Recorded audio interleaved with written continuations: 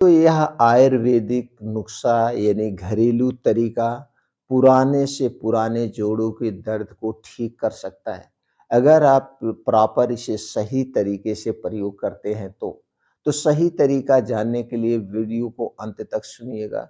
सुनने के बाद दोस्तों आप अपनी समस्या से छुटकारा पा सकते हैं। जो भी जानकारी हम आपसे शेयर करेंगे इसे सुनने के बाद आपके मन में कुछ और प्रश्न है तो दोस्तों आप कमेंट सेक्शन के माध्यम से पूछ सकते हैं। दोस्तों ये तरीका बहुत ही इफ़ेक्टिव तरीका है, बहुत ही सेफ तरीका है। तो दोस्तों कुछ आपके दिनचर्या के बारे में बात करेंगे और इस नुस्खे के बारे में बात करेंगे। तो सबसे पहले हमें ये जानने की ज़रूरत है कि ये जोड़ों में दर्द क्यों होता है? कमर में दर्द क्यों होता है? दर्द होने का कारण क्या है? दोस्तों दर्द होने के एक कारण नहीं है, कई कारण होते हैं। तो आपको सबसे पहले एक-एक करके हर एक कारण को हटाना पड़ेगा। क्योंकि जब तक आप कारण को नहीं हटाएँगे निवारण आसान नहीं होता है। जैसे आपके घर परिवार में या पास-पड़ोस में आपसे किसी का झगड़ा है, तो झगड़ा किस बात को लेकर है? आप दोनों लोग बैठ कर के उस बात का यानी बीच की जो बात हुई है उसको बैठ कर के सुलझा लीजिए, झगड़ा खत्म हो गया। उसी तरह से आयुर्वेद कहता है, जब भी आपको कोई बीमारी हो, तो सबसे पहले उस बीमारी के कारण को आप ही खोज सकते हैं। क्योंकि जब आप डॉक्टर के पास जाते हैं, तो डॉक्टर आपसे पूछता है, खोद-खोद के पूछता है, ये कैसे हुआ? आप क्या खाए थे? कितने दिन से है? तो सारे कारण को जानने का प्रयास करता है और जब कारण को जान जाता है, तो उस बीमारी उससे संबंधित दवाएँ देता है। तो सबसे बड़े डॉक्टर कौन हुए? सबसे बड़े डॉक्टर आप हुए, क्योंकि आपको ही पता है किस कारण से हुआ है। तो जोड़ों में जो दर्द है, उसके कई कारण होते हैं। तो कुछ कारण को हम बताते हैं, उनमें से जो भी कारण आपके अंदर हैं या आपके अंदर जो भी कमियाँ हैं, तो सबसे पहले उस कमी को हटाइए। सबसे पहले वो कमी को हटाइए। दोस्तों ऐसे देखा जाए जो जोड़ों में दर्द होता है, कमर में दर्द होता है, ये 40 साल के बाद होता है, 60 साल के बाद होता है। 40 साल के बाद, 60 साल के बाद क्यों होता है? क्योंकि उस समय धीरे-धीरे जो हमारी ये शुरुआत की यानी युवा अवस्था में जब हम जवान हैं, इस समय जो गलतियाँ करते हैं, खाने-पीने में जो गलतियाँ करते हैं, उस गलती के कारण हमारे शरीर का वात दोष बिगड़ जाता है। वात दोष डिस्टर्ब हो जाता है और जब हम वृद्धावस्था में प्रवेश करते हैं, तब जाकर उसका असर दिखता है। तो हमारे शरीर का वात दोष बढ़ गया है। तो वात दोष बढ़ने का कारण क्या है? आप चलिए जान लेते हैं। दोस्तों बहुत ज़्यादा तली भुनी चीज़ों का खाना, बाहर की चीज़ों का खाना, junk food, fast food, cold drink, soft drink का प्रयोग करना, अगर ये सारी चीज़ें आप बहुत ज़्यादा मात्रा में प्रयोग कर रहे हैं, तो इससे करने से हमारे शरीर का वात, पित्त, कफ डिस्टर्ब होता है और जब शरीर का वात, पित्त, कफ बिगड़ता है, तभी ये सारी बीमारियाँ होती हैं। तो ये आपको पहले कारण को जानना है, ये हटाना है। दूसरा कारण है अगर आपके शरीर में कोई बड़ी बीमारी है, जैसे थायराइड की समस्या है, आपका वज़न बहुत ज़्यादा है, फैटी लीवर है, ब्लड प्रेशर बढ़ा हुआ है, ब्लड शुगर बढ़ा हुआ है या आपकी थायराइड बढ़ी हुई है या आप बहुत ज़्यादा मोटे हैं, आपके शरीर का वज़न बहुत ज़्यादा है, तो वज़न ज़्यादा होने पर मोटापा होने से भी जोड़ों में, कमर में दर्द होता है, उठने-बैठने में प्रॉब्लम होती है। एक-एक करके आप अपने सभी कारण को हटाइए और अगर देखा जाए मोटापा होने का, ब्लड शुगर होने का, ब्लड प्रेशर होने का, इस सब का कारण है शरीर का वात, पित्त, कफ डिस्टर्ब होना और जिसके शरीर का वात, पित्त, कफ डिस्टर्ब हो जाता है, उसी को उसका पाचन तंत्र खराब हो जाता है और सारी बीमारियाँ होती हैं। तो एक-एक करके मोटापा है तो मोटापे को हटाइए, वज़न बहुत ज़्यादा है तो वज़न को कम करिए, थायराइड की समस्या है तो थायराइड का इलाज कराइए, ब्लड शुगर बढ़ा हुआ है, ब्लड प्रेशर बढ़ा हुआ है तो उसका भी आपको समाधान करना पड़ेगा। ये सारी चीज़ें एक-एक करके आपको करना है, ये सारे कारण हैं। अगर आप इन कारणों को जब हटा देंगे एक-एक करके तो आपका जो जोड़ों का दर्द है, कमर का दर्द है, ये तो अपने आप धीरे-धीरे ठीक होना शुरू हो जाएगा।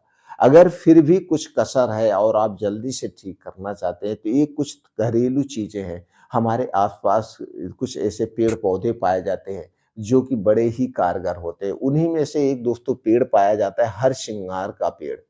हर श्रृंगार का पेड़ दोस्तों इसकी 3 से 4 पत्ती लेना है। इसकी 3 से 4 पत्ती लेना है और इस पत्ती को 1 कप पानी में डाल के खूब बढ़िया से उबालना है। इसको इतना उबालना है, उबलते, उबलते, उबलते, उबलते जब आधा कप पानी हो जाए तो बन के काढ़ा तैयार हो गया। इसे रोज़ सुबह खाली पेट पीना। कब पीना है? रोज़ सुबह खाली पेट पीने से अब ये क्या काम करेगा? ये हमारे दोस्तों शरीर में जो वात-पित्त कफ बढ़ा उसे बैलेंस करता है। जोड़ों में दर्द में क जो भी दर्द है उसे दूर करता है क्योंकि इसमें एंटी इन्फ्लेमेटरी गुण पाया जाता है और इसमें एंटी माइक्रोबियल गुण पाया जाता है, एंटी फंगल गुण पाया जाता है। कई सारे गुण पाए जाते हैं इसमें प्रोटीन्स, विटामिन्स भी कुछ मात्रा में पाए जाते हैं। तो खाली पेट आपको क्या करना है? रोज़ इसी काढ़े को पीना है। और इसकी पत्तियाँ दोस्तों आपको आसानी से मिल जाती है, आप इसे बना सकते हैं घर पे। बस किसे नहीं प्रयोग करना वो भी जान लीजिए। दोस्तों अगर आपको उस समय डायरिया, डिसेंटरी है, नहीं लेना है, आप किसी गंभीर बीमारी की कोई दवा ले रहे हैं, तो आप अपने डॉक्टर की सलाह पे इसका प्रयोग करेंगे। गर्भावस्था में स्तनपान कराते समय छोटे बच्चों को इसका प्रयोग नहीं करना है। इसके लिए आपको अपने डॉक्टर से कोई भी आपके पास में या आपके जानने में आयुर्वेदिक डॉक्टर हो, उनसे आप सलाह ले सकते हैं। अब इस काढ़ा को पीने के 1 घंटे के बाद, जब आप ये काढ़ा पी लेंगे, इसके 1.5 से 2 घंटे के बाद आपको कुछ ड्राई फ्रूट्स लेने हैं। ड्राई फ्रूट्स की बात करें तो आपको लेना है अखरोट। अखरोट में दोस्तों जो हमारे घुटनों में ग्रीस कम हो जाती है, दोस्तों ग्रीस बढ़ाने का काम करता है। इसके साथ-साथ आपको क्या लेना है, 2 से 3 पीस अखरोट लेना है। 6 से 7 पीस आपको बादाम लेना है, थोड़ी-सी किशमिश 10 से 15 ग्राम किशमिश लेना है और 2 चम्मच सफ़ेद तिल और 2 चम्मच अलसी। दोस्तों ये सफ़ेद तिल और अलसी में ओमेगा 3 फैटी एसिड, कैल्शियम, कुछ विटामिन बी12 और कुछ प्रोटीन्स, विटामिन्स पाए जाते हैं, जो कि बड़ा ही कारगर है जोड़ों के दर्द में, कमर के दर्द में और हमारे शरीर के जो प्रोटीन, विटामिन कम हो गए, न्यूट्रिएंट्स कम हो गए, उनकी पूर्ति करता है। इन्हें लेने के बाद अच्छी तरह से आप धुल दीजिए। धुलने के बाद किसी मिट्टी के बर्तन में रात को भिगो देना है और सुबह जो हरसिंगार की पत्ती का काढ़ा पिए हैं, उसके काढ़ा पीने के 2 घंटे के बाद ये सारी चीज़ें बैठ के आराम से चबा-चबा के खाना है। 2 घंटे के बाद कम से कम। काढ़ा पीने के 2 घंटे के बाद बैठ कर के चबा-चबा के खा जाइए। अब इसे खाने के बाद तब तक कुछ नहीं खाना-पीना है, जब तक खूब अच्छी सी भूख ना लग जाए। चाहे 3 घंटा बीत जाए, चाहे 4 घंटा बीत जाए, चाहे 5 घंटा बीत जाए। तो दोस्तों इसे करना है। अब फिर उसके बाद आप दोपहर में खाना खाएँगे। खाना आप अपने इच्छा अनुसार खा सकते हैं, जो भी आपके घर पे बना हुआ है, वो सारा आप खाना खा सकते हैं। अब दोपहर खाना खाने के बाद दूसरा नुस्ख़ा आपको चाहिए। अभी तो आपने पहला नुस्ख़ा लिया हरसिंगार पत्ती का काढ़ा, दूसरा नुस्ख़ा आपके घर पे मिल जाएगा आसानी से। तो दोपहर खाना खाने के 1 घंटे के बाद आपको चाहिए 1 कटोरी दही। ये दही आपके घर की होना चाहिए, बाहर की दही नहीं चाहिए। 1 कटोरी दही चाहिए, अब इस दही में आपको क्या मिलाना वो महत्वपूर्ण है। दोस्तों इसी दही में आपको मिलाना है पान में खाया जाने वाला चूना। ये जो चूना पान में खाया जाता है दोस्तों, ये कैल्शियम का सबसे अच्छा स्रोत है और ये हमारे शरीर में जो वात बढ़ा हुआ है उसे कम करता है, हड्डियों को मजबूत बनाता है। दोस्तों चूना और दही पुराने से पुराने जोड़ों के दर्द को ठीक कर देता है। कैल्शियम के आपके शरीर में कभी कम नहीं होगी, लेकिन 1-2 दिन का काम नहीं है। इसे आपको लंबे समय तक लेना है। तो दोस्तों आपको कितना चूना लेना है? 1 ग्राम। 1 ग्राम का मतलब 1 गेहूँ के बराबर चूना लीजिए और यही पान में खाया जाने वाला चूना, उसी दही में मिलाकर इसी दही को दोपहर खाना खाने के 1 घंटे बाद दही खाना है। अब दही खाने के बाद आपको कुछ नहीं खाना-पीना 2 ढाई घंटे तक। 2 ढाई घंटे तक आपको कुछ नहीं खाना-पीना है, दही खाने के बाद। अब इसका प्रयोग किसे नहीं करना ये भी जान लीजिए क्योंकि सारी चीज़ें सब लोग नहीं खा-पी सकते। अगर आपको पथरी से संबंधित कोई समस्या है या कभी पथरी की बीमारी हुई थी या है, तो आपको चूना का प्रयोग नहीं करना है। तो इसके स्थान पर आप दोस्तों क्या प्रयोग करेंगे, थोड़ा-सा गुड़ ले लेंगे, देसी गुड़। उसमें कैल्शियम, आयरन, फास्फोरस पाया जाता है, तो दही और गुड़ का प्रयोग करेंगे, नहीं तो सबसे बेस्ट जो है आपको चूना ही लेना है। तो इसे चूना लेना है, बस दिन में आपको जो खाना-पीना है आप अपने हिसाब से खाइए-पीजिए। अब रात का अंत आपको क्या करना है, अब दिन भर आपने काम किया है, सब कुछ किया है, अब 1 गिलास आपको दूध चाहिए। लेकिन दूध दोस्तों तभी पीना, रात का खाना सूर्य डूबने के पहले खा लेना। या रात का खाना जो कुछ भी खाना हल्का खाना या तो रात में मत खाइए, ठीक है। रात का खाना ही छोड़ दीजिए, दूध से उसकी पूर्ति हो जाएगी।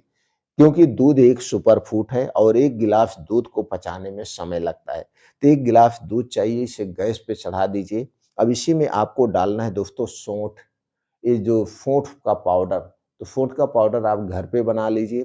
तो इसी में आपको डालना आधा चम्मच सौंठ का पाउडर। दोस्तों इस सौंठ में anti inflammatory, anti microbial, anti bacterial गुण पाया जाता है। और इसमें जिंजरोल पाया जाता है जो एक ऐसा एंटीऑक्सीडेंट है, कई बीमारी से शरीर की सुरक्षा करता है। तो आधा चम्मच उसी में डाल देना है सौंठ का पाउडर।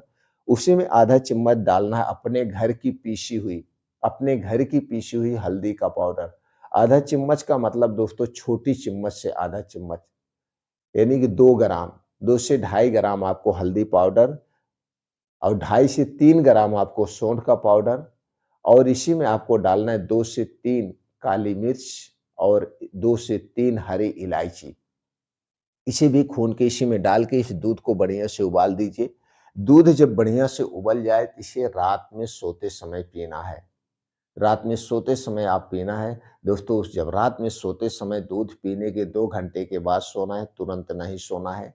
ये तो पहला तरीका हो गया। दूसरा तरीका है जैसे आपको चाहिए 1 गिलास दूध, अगर आप इसे नहीं पी पाते हैं तो 1 गिलास दूध चाहिए। दूध को गैस पे चढ़ा दीजिए, उसी में डाल देना है सौंठ का पाउडर आधा चम्मच और दूध को बढ़िया से उबाल दीजिए। दूध जब बढ़िया से उबल जाए उसे गैस से उतार लीजिए। उसके बाद जब ये पीने लायक नॉर्मल हो जाए तो इसी में आधा चम्मच अश्वगंधा का पाउडर मिला करके इस दूध को पीजिए।